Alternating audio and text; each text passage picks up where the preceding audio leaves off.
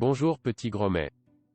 Je suis Don Antonio Joaquín Valdés et Fernández Bazán Quirós Ocio et Salamanca Sierra Eliano Cuervo y Arango, et bien que je sois né à Burgos le 25 mars 1744 et que j'ai été baptisé le lendemain dans la paroisse de San Lesmes Abad et de mon asturien père j'ai hérité du penchant pour la mer qui a donné un sens à ma vie, je me suis toujours considéré comme le fils de cette ville de Fuenmayor où ma mère est née et où mon frère a pris soin de nos terres depuis ce palais que j'ai devant et qui était l'un de ceux que mon illustre famille avait dans mon désir de fille de la patrie. Mes origines riojanaises s'enfoncent dans les brumes de l'histoire et dans l'affection que m'ont toujours témoigné les habitants de Fuenmayor, qui n'ont jamais oublié de me féliciter pour mes promotions et nominations. Ma mère, Rafaela Ventura Fernández Bazán Ocio y Salamanca, était de Fuenmayor, bien que sa mère soit issue d'une famille rance de Casalarayna. Mon grand-père, Miguel Fernández Bazán, a été élu en 1734 échevin permanent de notre ville et en 1738 adjoint au maire de l'État noble, et mon arrière-grand-père, Martín Fernández Bazán, a également été élu maire lors des élections de 1687. Tout au long de ma vie bien remplie, j'ai été un brave marin, je suis devenu amiral et capitaine général de la marine, ministre de la marine, de l'État et des Indes, bailliage de l'ordre de Malte, doyen du Conseil d'État et, déjà à la fin de ma vie, j'étais l'un des membres les plus éminents du Conseil national du salut pendant la guerre d'indépendance. La toison d'or dont sont décorés les grands hommes de ce pays est accrochée à ma poitrine et dans le musée naval que j'ai créé à Carthagène, bien qu'il se trouve actuellement dans le Paseo del Prado à Madrid, accroche le portrait qui a fait de moi le meilleur peintre de mon temps, Francisco de Goya.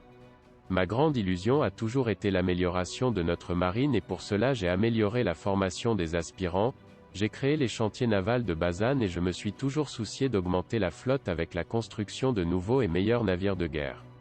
Aussi pour promouvoir des expéditions scientifiques, comme celle d'Antonio de Cordova au détroit de Magellan et la si célèbre expédition d'Alejandro Malaspina sous le commandement du non moins célèbre amiral Churuca.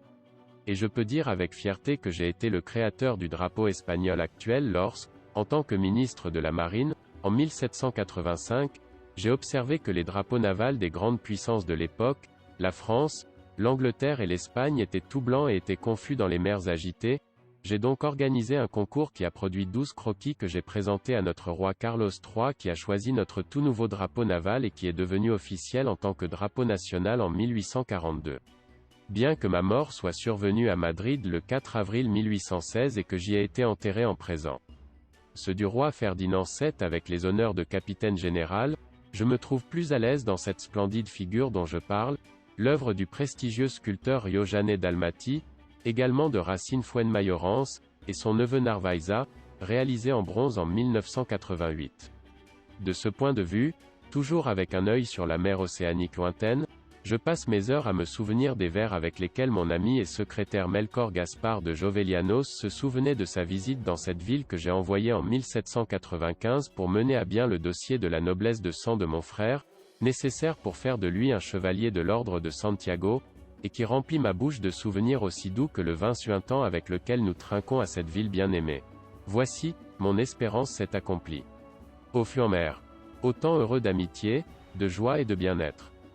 Buixio fertile, vallée délicieuse, des domaines que le Lycéo a toujours enrichis. Sainte hospitalité, doux repos, je ne t'oublierai jamais. Emploi continu tu seras de ma tendresse et de ma mémoire, et bien qu'en vain, aussi de mon désir.